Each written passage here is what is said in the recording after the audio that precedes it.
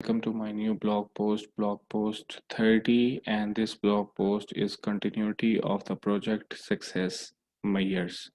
So let's start.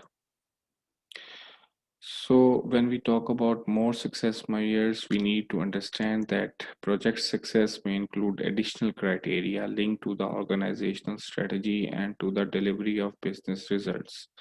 These project objectives may include but are not limited to completing the project's benefit management plan, meeting the agreed upon financial measures documented in the business case. These financial measures may include but are not limited to net present value, which is also known as NPV, return on investment, which is also known as ROI, internal rate of return or IRR, payback period or PBP, and benefit cost ratio. So further success measures are business case objectives, which are actually non-financial and we need to meet them. Completing movement of an organization from its current state to the desired future state. Fulfilling contract terms and conditions. Meeting organizational strategy, goals, and objectives.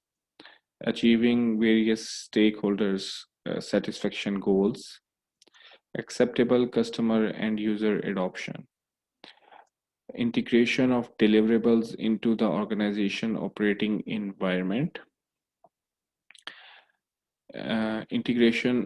achieving agreed upon quality of the delivery, meeting governance criteria, and achieving other agreed upon success measures or criteria, for example, process thought.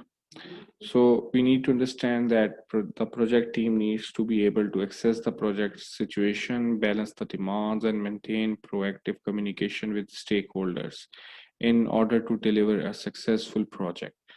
When the business alignment for a project is constant, the chance of project success greatly increase because the project remains aligned with the strategic direction of the organization.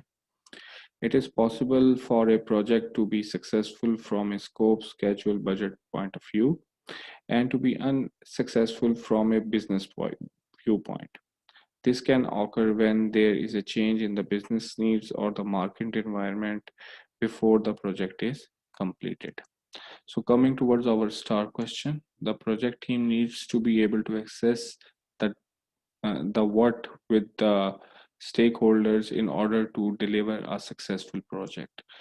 So the option one is project situation, maintain proactive communication and balance the demands. Project situation, balance the demand is option two. Project situation, maintain proactive communication is option three.